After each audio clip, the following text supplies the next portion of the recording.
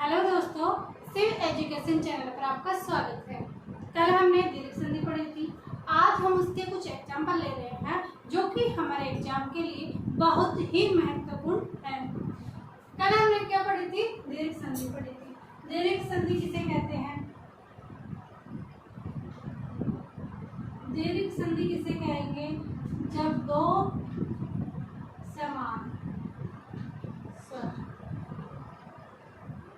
दीर्घ संधि किसे कहेंगे? जब दो समान स्वर के मेल से जो शब्द बनेंगे उनसे क्या कहेंगे? दीर्घ संधि कहेंगे। ध्यान रखना, दीर्घ के अंदर दो समान स्वर आएंगे। जैसे ए या आ है, प्लस में ए या आ आता है तो हमारा शब्द क्या बनता है? आ। अगर ई या ई आता है, प्लस में ई या ई आता है तो क्या बनेगा? दीर्घ बनेगा। अगर ऊ या ऊ आता है या इधर भी ऊ या ऊ आता है तो भी हमारा क्या बनेगा? दीर्घ बनेगा। और री है, प्लस में री आता है तो उसका रे बन जाएगा। ये हमने कल इसका सूत्र जाना था और ये जाना। सीधी सी बात ये है कि जब ह्रस्व स्वर ए ई ऊ, ये ह्रस्व स्वर है, इनका हमें दीर्घ के अंदर कन्वर्ट कर देना है, दीर्घ के अंदर बना देना है। तब कौन सी संधि होगी? दीर्घ संधि होगी।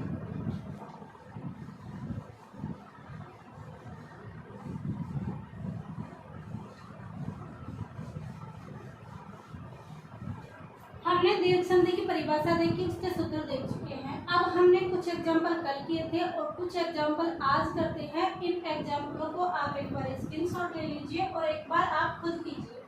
जब आप खुद करेंगे तब फिर बाद में जब मैं आपको करवाऊँ उसके बाद आप करना, जो गलत हो उसके ऊपर गलत का कोड लगा करके और गोला कर देना, ताकि आपको जो गलत किया है बहुत अच्छे से याद रहेगा और सही जो आपको आता ही है, तो आपका एग्जाम में भी ये गलत नहीं होगा। तो ऐसे करके आप इन शब्दों को, कुछ शब्द हैं जो लेकर आए, इनको आप कीजिएगा। जिसमें पहला शब्द हमारा है अद्यावधि।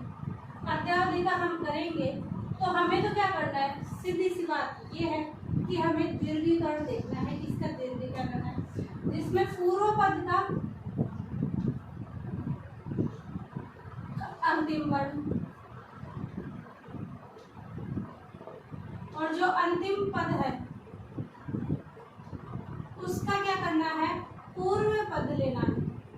ऐसे दो पद बनेंगे, इसका क्या करना है? लास्ट वाला लेना है, इसका पूर्व वाला। दोनों शब्द के मेल से अगर दीर्घीकरण होता है तो कौन सी संधि होगी? दीर्घ संधि होगी। आई होप आपको समझ में आ रहा होगा।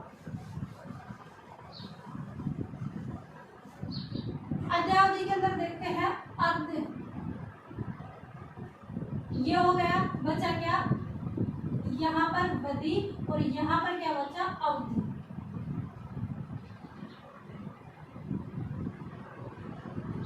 अध्यावधि, इसके अंदर हमने छंद विच्छेद किया, इसका अध्या धन अवधि। ये अर्ध, यहाँ पर क्या था? आ तो अवधि। जब ए और इधर से ए तो यहाँ पर शब्द क्या बचा? अद्ध। यहाँ पर शब्द अद्ध बच गया और यहाँ से हमने ए निकाल लिया और अवधि का भी ए निकाल लिया, तो दोनों मिलाकर फिर क्या बन गए? आ। इनका दीर्घीकरण हो गया और क्या बन गए? आ बन गए। तब जाके ये अध्यावधि हो गया। क्या हो गया? अध्यावधि हो गया। इसका ए और इसका ए मिलाकर, दोनों का ए मिलाकर क्या बन गए? आ बन गए। आगे समझ में? फिर देखते हैं क्षीणार्थ। इसका होगा क्षीण धन, यहाँ पे क्षीण बचा क्या? ए और अर्थ। यहाँ पर भी ए और यहाँ पर भी है, दोनों एम प्लस में ए मिलके क्या बने? आ। दीर्घीकरण हो गया, क्या बना? क्षीणार्थ। क्या बन गया? क्षीणार्थ।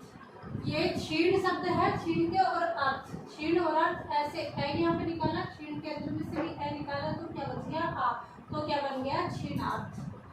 धूमाग्नि, धूम धन अग्नि, इसमें भी वही ए यहाँ से आ रहा है, ए यहाँ से आ रहा है, तो क्या बन गया आ बन गया, क्या बन गई धूमाग्नि बन गई। यहाँ पर देखो, यहाँ पर सारे में दीर्घीकरण हो रहा है, यहाँ पर भी यहाँ पर भी, तो जहाँ पर भी देखो यहाँ पर दीर्घीकरण हो रहा है, तो ये कौन सी हो गई धूमाग्नि हो गई। फिर एक कोणार्थ, कोणार्थ का क्या होगा कोण, कोण हो गया, उसके आगे क्या अर्थ, यहाँ से कोई ए निकला, ए यहाँ पे निकला, क्या बन गया कोणार्थ। फिर है चक्रांक, चक्र धन अंग, क्या बन गया चक्रांक।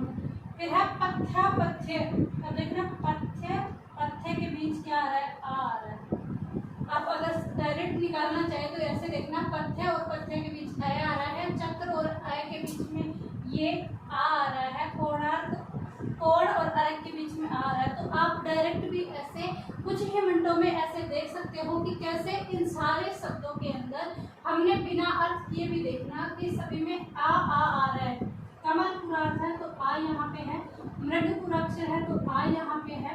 सभी के अंदर भी हम देखेंगे तो हम डायरेक्ट भी क्वेश्चन निकाल सकते हैं इसका, अगर परीक्षा में आ जाए हमारे, हमें जल्दबाजी में तो आंसर करना नहीं चाहिए।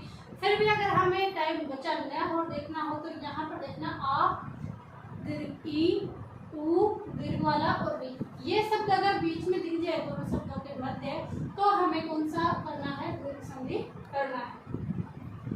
अब ये है पथ्य, पथ्य शब्द हो गया, पथ्य के बीच आ है तो आ किससे बना होगा ऐसे बना होगा, तो अपथ्य हो गया। फिर कमलाक्ष, कमल धन, अगर हम ऐसे करते हैं कमल धन अक्ष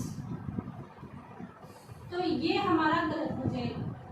कमल धन अक्ष ये वाला हमारा गलत हो जाएगा। अक्ष का अर्थ क्या होता है धुरी, क्या होता है धुरी, तो कमल के समान धुरी हमारा आंसर सही नहीं आ रहा है, नहीं बैठ रहा है, तो अक्ष यहाँ पर ध्यान रखना अक्ष नहीं आएगा। ये एग्जाम्पल आप जरूर ध्यान रखें क्योंकि ये एग्जामिनर इनको कंफ्यूजन करने के लिए हमें एक से एग्जाम्पल देता है कि हम डायरेक्ट ऐसे करें कि कमल धन अक्ष, कमलाक्ष में बन तो रहा है कमलाक्ष, ऐसा नहीं करना है। कमल धन अक्षी, अक्षी यानी नयन, कमल के समान नयन। मृगाक्ष, मृग धन अक्षी, मृगाक्ष शताक्ष, सप्तधन अक्षी शताक्ष। हमको इनको जब इनका संधि विच्छेद करें तो हमें अक्षी लिखना है, वैसे शताक्ष मृगाक्ष अक्षी ही आएगा, लेकिन यहाँ पर हमें क्या करना है अक्षी करना है। फिर एकात्मक, एक के धन आत्मक, एक के आत्मक। मेघाच्छन्न, यहाँ पर देखिए आती आ रही है मेघ धन आच्छन्न, बादलों से गिरा हुआ मेघाच्छन्न। दिव्यांग, यहाँ से टकराई करने हमें, दिवाधन है यहाँ पे अंग, दिव्यांग। फिर है प्रेरणार्थ, ये देखिए यहाँ पे से प्रेरणा, धन अर्थक, प्रेरणार्थ। फिर है लंकारी, लंकारी का क्या होगा लंका धन अल, क्या होगा लंकारी। सुधार्थ, सुधार्थ, सुधार धन अर्थ, सुधार्थ। फिर है सतारूढ़, इसका हम संधि विच्छेद कर देते हैं सता धन रूढ़, सता धन रूढ़ हम कर देते हैं, जो कि यह है आंसर गलत, क्योंकि सता धन रूढ़ इसका संधि विच्छेद नहीं है, ये संधि विच्छेद नहीं हुआ, इसमें हमने क्या तोड़ा क्या जोड़ा, यहाँ पर कुछ भी नहीं है। सता रूढ़ ये शब्द गलत है, आप ऐसा एग्जाम्पल कभी भी ऐसे मत कर देना कि सता धन रूढ़ सता रूढ़ कर दो, ये गलत रहेगा। सत धन आरूढ़ सतारूढ़। कृपालु कृपा धन आलू कृपालु। लेकिन अगर इस पे प्रत्यय देखना है हमें कृपालु के अंदर, तो यहाँ पर देखना कृपालु। अगर इसमें संधि विच्छेद करते हैं तो हमारा होगा कृपा धन आलू। और अगर हमें प्रत्यय देखना है तो इसमें लू प्रत्यय होगा। कैसे? कृपा धन लू कृपालु। अगर इसमें प्रत्यय पूछे तो लू होगा और संधि विच्छेद पूछे तो कृपा धन आलू होगा। ये कुछ शब्द ऐसे हैं जो इनको विशेष ध्यान रखना है। वैसे सीधे जो एग्जाम्पल रहेंगे वो तो आपको आ जाएंगे, लेकिन कुछ इस प्रकार के शब्द हैं जिनको आपको करने में कंफ्यूजन होगी। फिर स्वार्थ स्व धन अर्थ स्वार्थ। यहाँ पर भी वही नियम काम कर रहा है, ए धन ए वाला। शशांक सस बचा क्या? अंक। अंक यानी गोद, सस यानी खरगोश। खरगोश की गोद में था शशांक, किसको कहेंगे? चंद्रमा को। फिर है तीर्थाटन तीर्थ धन आटन। काफी विद्यार्थी डायरेक्ट इसको ऐसे कर देते हैं तीर्थ धन आटन तीर्थाटन, बल्कि यह शब्द गलत रहेगा। तीर्थाटन ऐसे नहीं बनेगा। फिर कैसे बनेगा? तीर्थ शब्द हमने यहाँ से तोड़ा, तीर्थ धन तीर्थ तोड़ा, यहाँ पे आटन नहीं ऐटन आएगा। क्या आएगा? तीर्थाटन तीर्थ धन ऐटन आएगा। फिर है जठराग्नि जठर जठर हो गया। फिर हमने ए लेना है अग्नि जठराग्नि।